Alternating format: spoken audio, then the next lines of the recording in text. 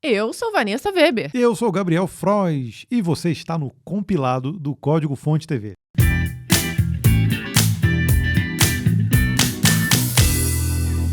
Seja muito bem-vindo a essa edição de número 73 do compilado que contempla as notícias do dia 17 de setembro até o dia 23 de setembro. E tem muita notícia interessante nesse episódio, se liga só.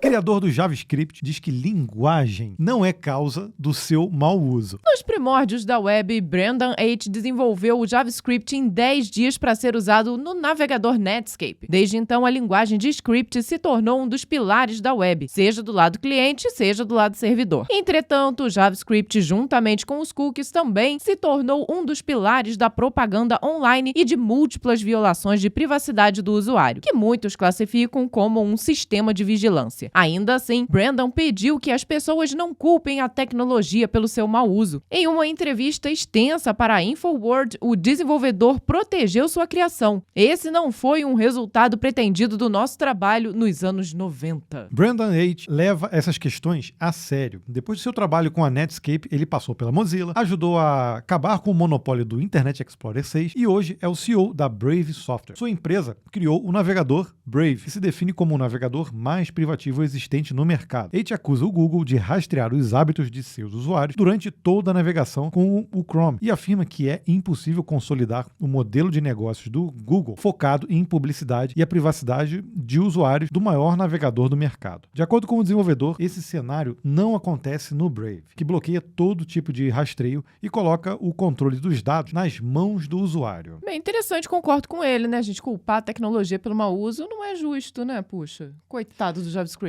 Não, qualquer linguagem pode ser usada para o mal, né? Qualquer tecnologia, na verdade, né? Mas ele tem um ponto ali que precisa ser colocado, que é em relação ao uso, ao rastreamento das pessoas. Ele vai a fundo nessas questões de privacidade. Inclusive, essa semana saiu uma notícia interessante sobre privacidade, não só no Chrome, mas também no Firefox, dizendo que se você, por exemplo, tem ativado aquela coisa de ortografia, ele rastreia também campos de senha também. E envia isso para os servidores do Google. Isso é uma brecha de segurança gigante. Uhum. E o Firefox também, se eu não me engano, também tem. Então, o que está sendo colocado ali é que precisa desativar a correção ortográfica do navegador, porque essas informações são enviadas quando você utiliza. E para campos de senha também. Ou seja, então... É terrível essa falha, né?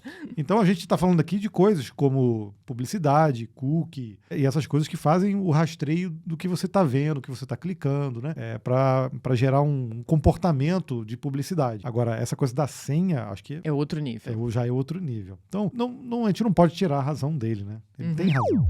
Java 19 traz milhares de melhorias. A Oracle lançou nessa semana a nova versão do Java de olho em estabilidade e segurança, mas principalmente em performance para desenvolvimento. São milhares de melhorias na própria linguagem e em suas bibliotecas. A empresa vai demonstrar todo o poder da nova versão durante o evento Java One 2022, que começa em 17 de outubro. O JDK 19 já está disponível para quem quiser colocar a mão na massa. O JDK 19 conta com melhorias de linguagem do projeto OpenJDK Amber, Record Patterns e Pattern Matching for Switch, biblioteca para interoperação com código não Java, Foreign Functions, Memory API e impulsionamento de instruções vetoriais, o Vector API, do OpenJDK Project Panama e as primeiras visualizações do Project Loom, Virtual Threads e Structured Concurrency, que reduzirão drasticamente os esforços necessários para escrever e manter aplicações simultâneas de alto rendimento em Java. Um destaque ao Foreign Function e Memory API, que aumenta a interoperabilidade de programas desenvolvidos em Java com outros códigos e dados fora do ambiente de execução do Java. Ao invocar eficientemente funções estrangeiras, ou seja, código fora do Java Virtual Machine, e ao acessar com segurança a memória estrangeira ou memória não gerenciada pela JVM. A API permite que programas Java acessem bibliotecas nativas e processem dados nativos por meio de um modelo de desenvolvimento puramente Java. Isso resulta em maior facilidade de uso, desempenho, flexibilidade e segurança. Do projeto Loom também vieram novidades. A iniciativa que busca criar um modelo de concorrência leve para o Java trouxe o recurso Virtual Threads, que permite manipular aplicativos simultâneos, e o recurso de concorrência estruturada, que simplifica significa a programação multithread, tratando várias tarefas executadas em diferentes threads como uma única unidade. Isso é impressionante. O Java conseguir dessa forma trabalhar com virtual threads, eu acho que isso é um passo muito importante, e também ter essa interoperabilidade com código fora da JVM. Isso também coloca um pezinho para fora para justamente o Java conseguir ter uma interoperabilidade com linguagens até de mais baixo nível. Eu acho que isso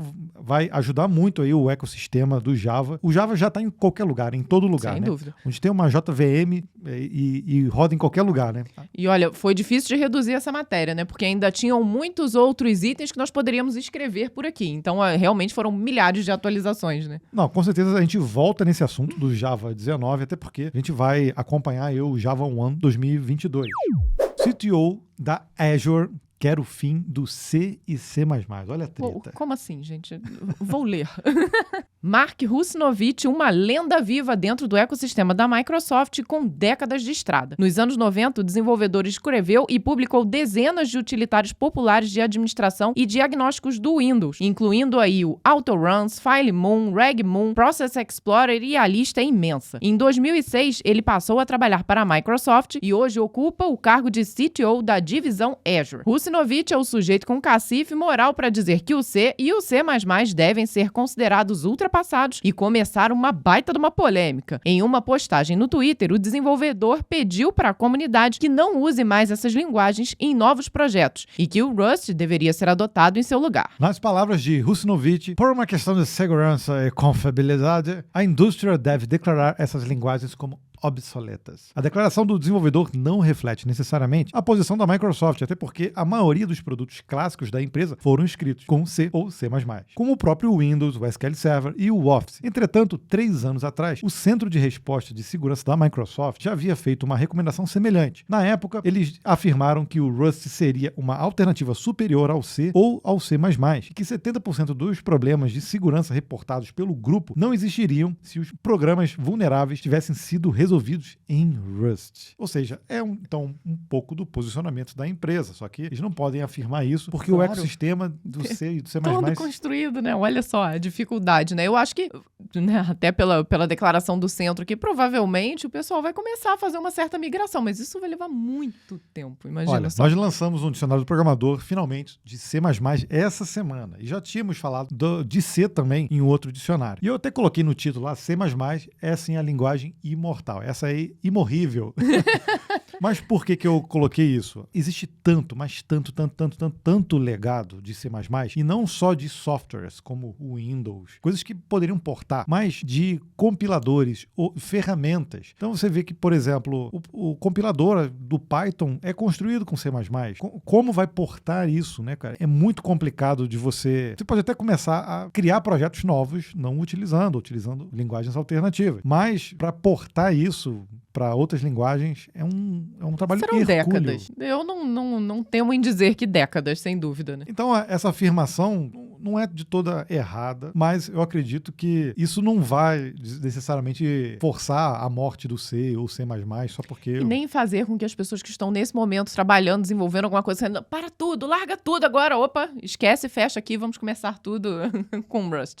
Não é tão simples, né? E a gente vai ver ainda nesse compilado uma notícia sobre Rust. Aí que a gente vai colocar em xeque o que a gente está falando aqui, será?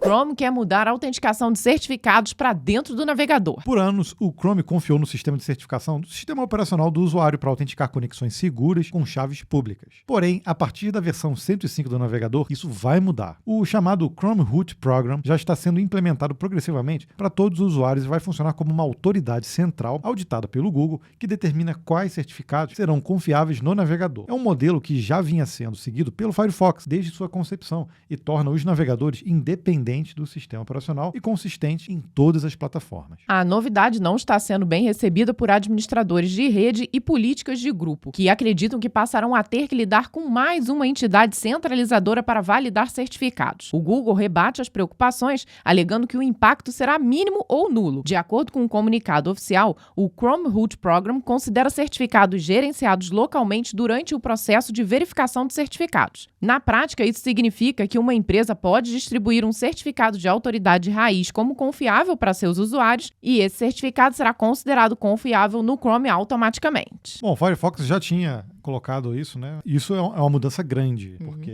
isso realmente desacopla essa parte de autenticação e segurança todo pro Chrome. Eu acredito que num primeiro momento, assim, eu tô chutando aqui, eu acredito que isso vai deixar o navegador até bem pesado, porque esse trabalho todo de gerenciamento de certificados fica a cargo realmente do sistema operacional, porque é uma coisa que fica próxima ali realmente do funcionamento do próprio sistema, né? Quem trabalha, por exemplo, com Windows e se mete ali naquela área de segurança do Windows, você sabe que, nossa, é uma coisa complexa ali, né, de se utilizar. E levar essa complexidade para um navegador, acho que no primeiro momento, assim, não acho a ideia ruim não, mas acho que no primeiro momento vai gerar muita complexidade, né? Sim, tem justamente a finalidade que eles defendem aqui, né, de ficar mais isolado, não depender do sistema operacional, mas traz esse ponto negativo aí. Né? Eu não sei necessariamente se isso traz mais segurança, tá? Eu acredito que não vejo diferença você autenticar usando o sistema operacional ou um navegador. Não sei, acho que não traz, assim, de primeiro momento não.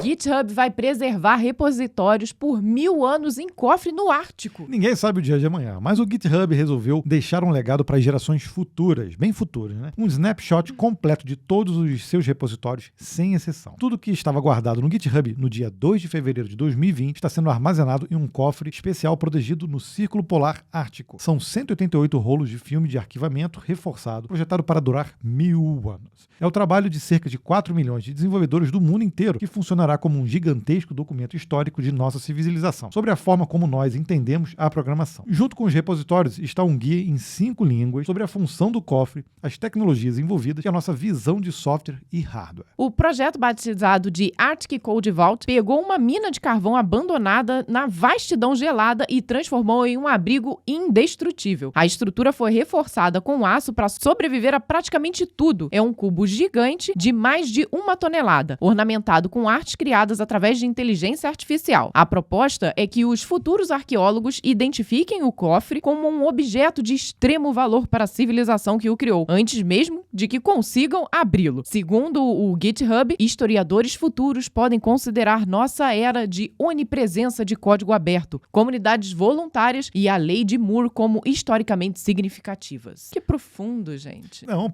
nossa, vamos pensar. Eles estão pensando em arqueólogos futuros. Estão contando com a nossa extinção, né? Então... não, mas se forem arqueólogos, são pessoas, né? Não sei, Gabriel. Ou qualquer outro tipo de espécie, né? Sim. 1000 anos. 1000 anos, cara. 1000 anos é logo ali. Eu também acho, gente. Nossa. Não vão ter esquecido o JavaScript em 1000 anos. Mas assim como fizeram com algumas missões espaciais também, levando objetos para o espaço, né? Eu acho interessante também essa iniciativa. Tem toda uma coisa de segurança também. Eu não fui mais a fundo aqui, mas provavelmente são repositórios públicos, né? Não são os privados também. Sim, espero. Acredito, O pessoal indo lá pro Ártico agora para pegar segredos. Não, devem ser só os públicos. Mas, de certa forma, eu acho interessante realmente a gente ter esse histórico nosso documentado e guardado lá. Não para a nossa geração, né? Mas para gerações muito futuras. Muito futuras. Realmente. Agora, conta pra gente aqui nos comentários se o seu código vai estar lá no Ártico. Olha só, nós teremos código lá. Tem até um selinho, né, no GitHub que mostra isso, né? Aquele repositório tá lá também. Mas o problema disso tudo é quem vai manter isso. A gente aposta na longevidade do material físico, mas e o GitHub? Será que ele vai ser longevo a ponto de chegar a 1000 anos de existência para manter aquilo ali? Não, Gabriel, para mim eles só enterraram a caixa para alguém achar no futuro. Enterrou ponto. foi a caixa, não precisa de ninguém. Não, se alguém achar, deu sorte. Se alguém escavar lá semana que vem, aí teremos um problema. Linus Torvalds garante o uso de Rust no kernel do Linux 6.1. Acho que essa é uma das notícias mais importantes desde que a gente criou o compilado, hein? E nós falamos que teria mais Rust nesse compilado atual e aqui estamos, ó. Esse é sem dúvida um fato histórico muito relevante para o mundo Linux. Depois de muitas promessas, mas nenhuma data concreta, Linus Torvalds anunciou que o Rust finalmente vai fazer parte do Linux a partir da versão 6.1 do kernel. A implementação já está em andamento e o desenvolvedor garante que agora agora, só algo muito estranho vai impedir que isso aconteça. A ideia de utilizar o Rust para escrever o código do Linux já vinha circulando na comunidade desde 2020, mas nunca entrava em produção. A pressão cresceu a partir de abril de 2021, quando o Google entrou de cabeça na proposta. De acordo com o Google, o Rust reduziria o número de bugs e aumentaria a segurança em código privilegiado, sem abrir mão da compatibilidade e da performance. Em um evento a portas fechadas na semana passada, Torvalds já havia sinalizado que as principais pendências para a adoção oficial do Rust estavam sendo resolvidas. Havia uma questão envolvendo o compilador, mas o problema já teria sido superado. Nas palavras do criador do Linux, mesclar Rust provavelmente ajudaria e não prejudicaria o kernel. Olha só o que ele disse, hein? Nesse primeiro momento, o Rust entraria somente na estrutura central do kernel. Somente, sem nenhum caso de uso específico. Mas sua presença irá se expandir com o tempo. Resta saber agora somente o momento em que isso se tornará possível. O Linux 6.0 ainda está no Release Candidate 8, sem lançamento definitivo. O Linux 6.1, que virá com o Rust em seu kernel, não tem previsão de chegada. Não tem previsão, mas chegará, né? E vindo de Linus Torvalds, essas palavras têm um peso gigantesco. Para quem dizia que, não, vamos fazer só driver com o Rust para ver o que vai ser, agora vai entrar somente na estrutura central do kernel. É uma mudança gigante. Sim, tomou gosto, né? Vai ver que começou lá pelos drivers e viu, deu samba isso aqui, ó. Resolveu algumas situações. Então, isso provavelmente, o que a gente falou na outra notícia, pode realmente estar sendo um movimento de adoção do Rust em detrimento ali do C e do C++. Então, o futuro do C e C++ é incerto. Será? Muda totalmente, ó, no mesmo episódio. Ainda continuo falando. Irão durar por décadas. Por décadas, com certeza. Mas não, a gente não pode deixar de falar, a gente vem falando do Rust, acho que desde o primeiro episódio do compilado, o Rust, sim, tem um espaço forte nesse ambiente ali que era dominado por C e C++. Isso aí é inegável. E essa notícia só comprova isso. Extensões do Visual Studio podem ser compatíveis com ARM64. A Microsoft está abraçando a arquitetura ARM64 em suas soluções e a novidade mais recente é o suporte das extensões do Visual Studio. A partir de agora, os desenvolvedores podem desenvolver ou atualizar suas extensões para serem compatíveis com o dispositivo ARM64. Basta adicionar a tag correta de Product Architecture e marcar o ARM64 como plataforma na hora de montar o pacote. Isso se tornou possível graças a uma atualização do Visual Studio SDK Build 2. No futuro, a Microsoft pretende disponibilizar uma versão específica do seu IDE para esse tipo de arquitetura. E uma prévia do que está por vir já foi liberada para versões de teste do Visual Studio 17.14. Com a extensão atualizada ou criada do zero, o desenvolvedor já pode publicar essa versão no Visual Studio Marketplace, liberando para outros usuários baixarem a versão correta para seus respectivos dispositivos. A próxima etapa da Microsoft nesse processo é consolidar a distribuição dessas extensões. A empresa deseja permitir que os autores de extensão mesclem suas listagens de extensão existentes em uma única lista, o que melhorará ainda mais a descoberta da extensão no ecossistema independente da plataforma-alvo. A gente vem falando também nos últimos compilados sobre a ARM64, como também esse ecossistema de desenvolvimento de aplicações tem crescido, também desenvolvimento de novos hardwares para essa arquitetura, e eu acho que a briga vai ser boa, né? Entre o ARM64 e o x86, vai ser ótimo para a gente ver isso. Aliás, não é x86. X86 está para ARM, assim como x64 está para ARM64. Então é x64.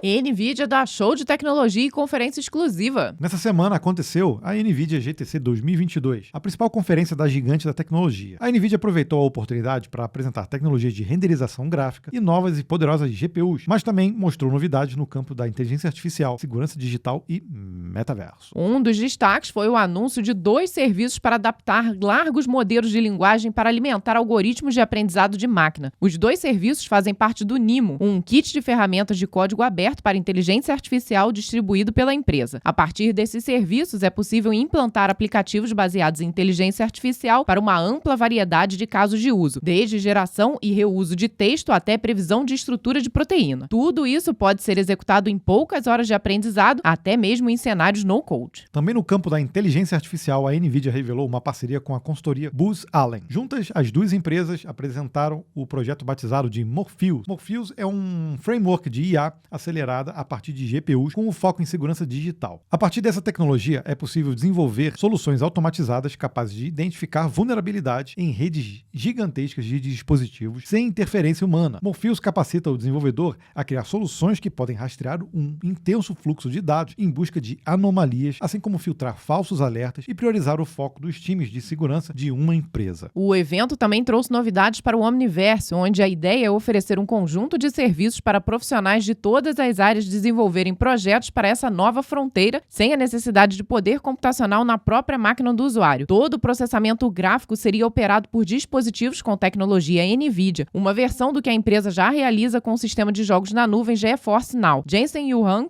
CEO da NVIDIA, afirmou: com o Omniverse na nuvem, podemos conectar equipes em todo o mundo para projetar, construir e operar mundos virtuais e gêmeos digitais. Cara, eu sempre fico surpresa, né? Eu acompanhei um bocadinho aí dos lançamentos através dessa palestra do Jensen Huang e é fantástico. O esquema do Digital Twins, que já vem sendo utilizado através do Omniverse, é fantástico, né? As empresas conseguem realmente digitalizar uma indústria inteira e ver como é que seria. Ah, não, se eu pegar essa linha de produção, trocar daqui para cá, qual vai ser o resultado? Então é fantástico. Fazer simulações, né? Sim. Com inteligência artificial, né? É sensacional. E essa questão do metaverso da NVIDIA, a gente vem falando também, tem vídeo no código-fonte também falando de metaverso, e eu acredito que, eu já dei esse chute aqui, né? Eu acho que a NVIDIA que vai ser a pioneira em várias tecnologias realmente de metaverso. O Meta, na verdade, tá ali botando a cabeça para fora, fazendo várias coisas interessantes, mas isso não necessariamente quer dizer que ela vai ser a empresa que vai dominar esse mercado, né? E eu vejo que a NVIDIA faz um movimento um pouco diferente, né? Porque ela não visa tanto no entretenimento somente, né? Então visa em forma empresarial e até com relação a games e tudo isso. Mas então dá esse outro olhar que às vezes a gente nem tem em relação ao metaverso. A gente sempre pensa em algo muito mais lúdico. E aqui ele mostra esse cenário sendo utilizado por empresas mesmo. Porque se a gente for analisar, a NVIDIA ela tem ali o ecossistema praticamente todo, desde o desenvolvimento do hardware. Tudo bem que existe a Oculus ali da Meta, que é uma puta de uma empresa também, boa pra caramba, mas a NVIDIA domina essa coisa de game, de renderização, de 3D e de serviços em nuvem também. Ela é muito forte nisso. Então, é uma empresa que tem tudo para ser a ficar na top of mind quando a gente for falar no futuro aí, próximo aí, sobre metaverso. Sem dúvida. Gente, eles lançaram também a nova GPU, que foi a RTX, batizada de Ada Lovelace. Fantástica. Eu fiquei babando só de olhar. Microsoft. Usar tecnologia para espionar pessoas no trabalho não é a resposta. A forma de se trabalhar mudou completamente depois de 2020. O mundo mudou e a forma de se liderar também. A Microsoft revelou através de uma pesquisa que acertar no trabalho híbrido exigirá não apenas novas habilidades de liderança, mas uma mentalidade totalmente nova. Eles acreditam que se deve liderar com dados, não com dogmas. Ou seja, liderar com os dados certos. Números que meçam os resultados, não apenas a atividade. Eles afirmam que muitos líderes hoje são sentinelas, não cientistas. Na pesquisa, 85% dos líderes disseram que a mudança para o trabalho híbrido tornou desafiador ter confiança de que as pessoas são produtivas. A conclusão é que eles podem ter motivos para se preocupar. Jared Spataro, vice-presidente da Microsoft, disse: nos Estados Unidos vemos sinais de que a produtividade econômica diminuiu recentemente. No entanto, a maioria dos funcionários, 87%, relata que é produtiva no trabalho. E a telemetria da Microsoft confirma que a sobrecarga de reuniões, multitarefas e longas jornadas de trabalho são a norma, não a exceção. Eles acreditam que usar tecnologia para espionar pessoas no trabalho não é a resposta e a tecnologia da empresa não foi projetada para esse fim. Medir a produtividade, abre aspas aí, né? Medir a produtividade com os movimentos do mouse é como usar um relógio de sol como cronômetro. E a vigilância não leva apenas a dados ruins, ela mina a confiança, um fator crítico para o sucesso organizacional que, uma vez perdido, é incrivelmente difícil de recuperar, afirma o Spataro. A gente também já fez vídeos no código-fonte falando de trabalho remoto. Agora eles já falam sobre híbrido, eles não falam nem só sobre remoto, porque eles realmente estão voltando a utilizar os escritórios. Físicos, né? Eu acho que essa é uma tendência também. Assim como foi uma tendência todo mundo ir para o remoto, a tendência agora é o híbrido. Eu acho que o híbrido é que vai prevalecer. Eu também acredito, até porque ele traz ali um certo equilíbrio, né? Então ajuda na vida pessoal das pessoas, que ficou facilitada com o trabalho remoto por diversos aspectos, aspectos, mas também não faz com que a empresa perca aquela unidade, que eu acho que é sempre muito difícil você manter ali aquela unidade, criar a cultura da empresa se tá todo mundo de forma remota, né? É necessário realmente, em algum momento, conhecer as pessoas, porque as empresas são feitas de pessoas. Por mais que a gente trabalhe de forma, vamos dizer, uma forma mais fria, codificando, criando os projetos, a relação realmente do que a gente cria enquanto desenvolvedor é um produto que existe um usuário. E tentar entender tudo e você desenvolver coisas em equipe, trocando ideias, isso é sempre muito produtivo. Obviamente que isso dá para fazer com ferramentas online, mas existe o outro lado da empresa, que a gente sempre fala nisso também, que é o da medição. A empresa precisa medir a produtividade. Isso aí é inerente, não é só quem está no chão de fábrica ou quem presta serviço também, quem faz um serviço intelectual, de alguma forma precisa se medir. E eu acho que a gente está ainda no processo de aprendizagem quando se trata de desenvolvimento de software, principalmente. Isso é uma coisa que a gente não faz ainda 100% isso, né? Chegamos aqui no momento Breakpoint para contar para você um caos, seja da nossa vida pessoal ou particular ou profissional, enfim. E hoje resolvemos contar uma história aqui que eu acho que é interessante para muitas pessoas, né? Como é que nós conseguimos concluir a faculdade mesmo sem grana? Porque a grana era apertadíssima. Nós começamos na faculdade, entramos em 99 e a gente casou logo ali depois em 2002. Então a gente já estava cursando. Realmente a gente não tinha a grana toda para fazer o curso inteiro, né? Não, e nem mesmo a grana toda para pagar a mensalidade, né? Nem para mensalidade a gente tinha. Aí eu imagino pessoas perguntando, mas por que vocês não fizeram uma faculdade pública? A nossa decisão na época, tanto a minha quanto do Gabriel, né, que acabou sendo a mesma, nós já tínhamos feito um ensino médio técnico, nós já estávamos atuando aqui, né, mesmo que eu na época fazia estágio, acho que você já estava, ainda estava no estágio, né? Mas enfim, nós já tínhamos ali uma renda através da nossa profissão. E aqui na nossa cidade, em Petrópolis, né, quem não sabe, nós somos aqui da região serrana do Rio, na época não existia nenhuma possibilidade de fazer faculdade aqui que não fosse a paga. A única que tinha, na verdade, era a Universidade Católica de Petrópolis. Então, ou nós optávamos em fazer um cursinho para conseguir, de fato, passar numa universidade pública que fosse no Rio ou em outro lugar, ou então continuaríamos aqui, já com o nosso trabalhinho ali, o nosso dinheirinho, e faríamos um esforço monumental para conseguir pagar a nossa faculdade. Optamos por isso, né? E cada um tinha uma situação, né? Eu tinha saído de casa cedo e tinha que me virar e também não tinha grana sobrando assim para pagar a mensalidade. Quando a gente terminou o ensino médio, a gente ficou nessa dúvida, putz, será que a gente vai conseguir? E a gente acabou indo meio que no fluxo, né? A Vanessa ainda tinha uma graninha lá, uma poupança lá, guardada lá do pai dela, né? Que também não pagava um ano de faculdade, né?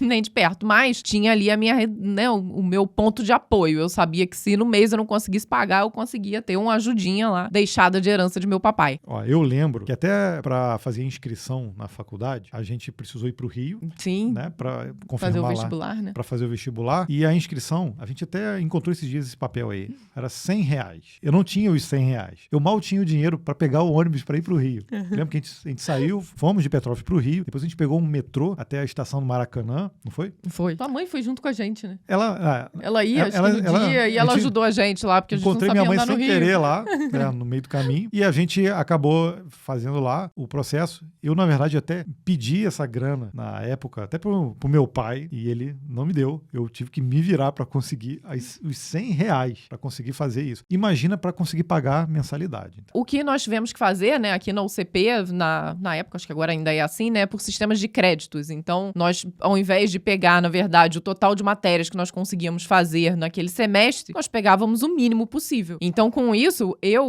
que supostamente deveria me formar em 4 anos, me formei em 6 anos e meio. Então eu levei esse tanto todo a mais justamente porque eu não tinha como pagar a mensalidade cheia. Então o desconto fui eu que fiz, né? A gente fazia um número menor de matérias. Isso aí. E eu, no meu caso também, eu concluí em 6 anos. E aí, assim, chega no 2º, 3º ano, tu já quer jogar toalha. Porque não é só a grana, também é tudo aquele processo que a gente sabe que é cansativo terminar uma faculdade. Muita gente desiste. Então imagina ficar 6 anos ali dentro, 6 anos e meio ali dentro. E aí no final, eu lembro que eu até fiquei esses 6 meses a mais porque já não tinha grade que encaixava, né? Porque já tinha mudado o currículo no meio do caminho e eu tinha que fazer matérias que estavam na dependência de uma de outra, eu não conseguia mais encaixar o horário. E eu fiquei 6 meses a mais por conta disso na faculdade. Eu também fiz várias matérias em outro curso, porque Em outro prédio, inclusive, aí, Gabriel, né?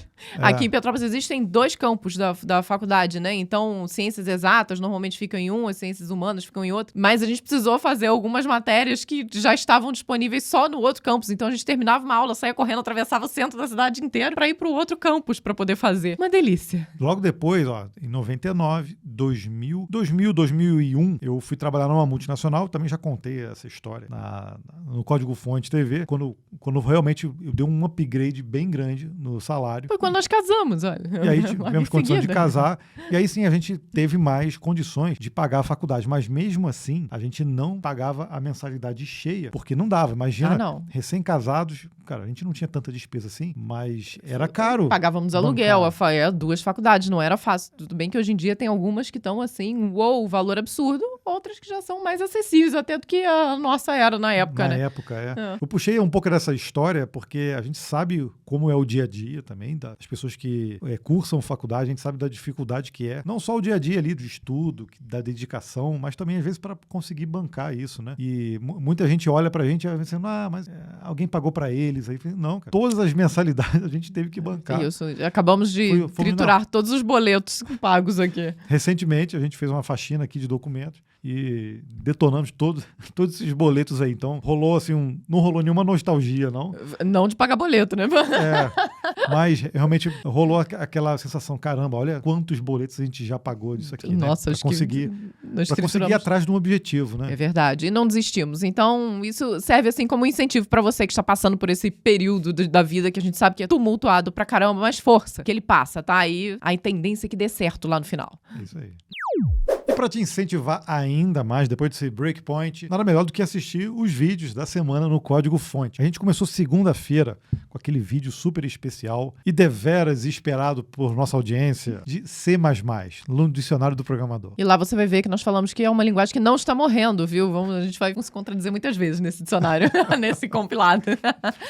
E na quinta-feira eu estava num vídeo solo, a Vanessa teve que tirar um siso. Inclusive eu devo estar falando meio fofo ainda, porque ainda rolam uns pontos aqui, né? Mas tá incomodando, nem deveria estar falando tanto assim. Não, vou ficar quieta. Ela ficou uns dias aí sem poder falar. E aí Tem que compensar, gente. Preciso falar. E aí eu gravei um videozinho na quinta-feira mostrando 5 truques muito moleza e muito eficientes para você ganhar eficiência e produtividade no VS Code. Para economizar um pouquinho da voz da Vanessa, eu vou fazer ela ler só 2 comentários hoje. A gente divide, eu leio um, você outro. Ok. Vou começar então pelo Lucas Nóbrega, que falou assim: comecei a acompanhar o compilado há aproximadamente 1 mês e meio e agora virou algo tão fundamental no meu fim de semana quanto me alimentar. Simplesmente perfeito. E ele colocou aqui um hashtag NVIDIA. Puxa, acabou o sorteio da NVIDIA, mas ainda tenho aqui, quero minha camiseta. Esse aí você tá concorrendo, viu? E o Silas Natan, ele disse: não consigo mais passar o começo da semana sem ouvir vocês, de tão bom que é. Os vídeos do canal me ajudam demais a entender melhor do mundo da programação e tecnologia. As histórias de vocês no Breakpoint servem de grande inspiração pra mim. Valeu, pessoal. Muito obrigada, viu? Nós adoramos esse carinho que vocês têm com a gente e ficamos felizes até do Breakpoint fazer sucesso, né, Gabriel? Que a gente traz aqui histórias muito loucas. Olha, a gente separou só 2 comentários essa semana, mas tiveram muitos aí em todos os vídeos do C++, também lá do VS Code, e a gente vai trazer mais comentários semana que vem por conta disso. Chegou então um momento aguardado por todos, onde nós faremos o sorteio de uma incrível camiseta que eu esqueci de trazer. Mas olha, igual essa do Gabriel ou minha, né? Enfim, a semana passada foi uma menina que ganhou a primeira vez. Então vamos ver se dessa vez os meninos têm sorte novamente. Thaís, né? O Thaís, o nome Thaís, dela. sim. Parabéns, Thaís. Então, vamos lá. Se você curte o compilado e quer concorrer a uma camiseta, basta você comentar no vídeo do YouTube, no episódio. Então, estamos no episódio 73. Você comentando agora, no próximo episódio, você já está concorrendo a uma camiseta aqui do nosso podcast. Então, agora, seguindo com nossas vozes de locutores, rufem os tambores e vamos ao sorteio. Primeiro, a gente faz aqui um filtrozinho para não ter respostas, esses duplicados. Vamos ver quantos comentários. 133 comentários. E é nesse momento que a gente rufa os tambores para saber quem é o vencedor da camiseta dessa semana.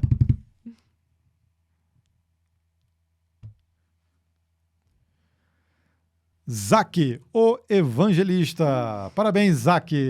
Ele comentou assim, ó. até queria um Raspberry Pi, mas não é tão barato quanto nos Estados Unidos. Nada aqui é tão barato quanto lá em relação a equipamentos, né? Não tem jeito. Mas aqui, parabéns por ter ganho sua camiseta. Nós iremos entrar em contato com você através do seu próprio comentário e você deverá nos passar os seus dados através do contato@códigofonte.com.br. Só lembrando então, hein, para você concorrer, você tem que acompanhar o episódio completo no YouTube, no canal do Compilado. Se você ainda não é inscrito, vai lá. Compilado do Código Fonte TV. Digita isso na barra do YouTube, ele vai aparecer o canal para você. Já se inscreve, clica no canal e aí você comenta no episódio 7.3. Aí semana que vem, quem sabe, a gente sorteia o seu nome.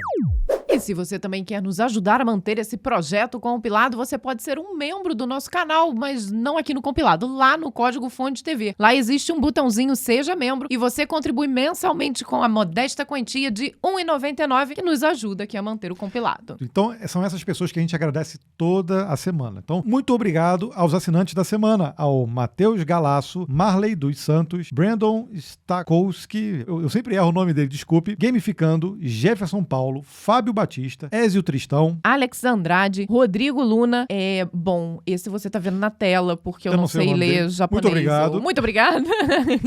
Guilherme Maestria, Luan Ventura, Bruno Carioca 021, Efraim Melo, Pedro Lima e o Takayuki Komatsu. Muito obrigado a vocês por assinarem aqui o nosso compilado lá no canal do Código Fonte TV e ajudar a gente, né, no projeto, não só aqui na produção dos vídeos do compilado, mas também no disparo da newsletter que nós fazemos semanalmente. Inclusive, se você não recebe esse conteúdo todo na sua caixa de inbox, vai lá em compilado.códigofonte.com.br. Aí você coloca seu e-mailzinho lá, aquele que você usa mais, e aí a gente dispara isso para você todo sábado, 6 da matina. Isso é para acordar com um sinalzinho de mensagem chegando.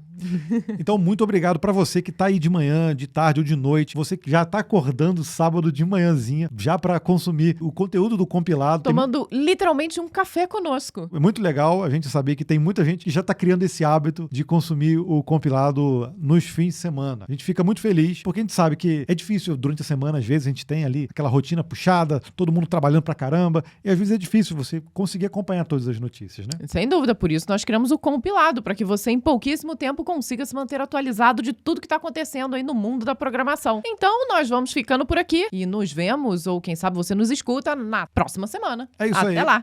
Tchau, tchau.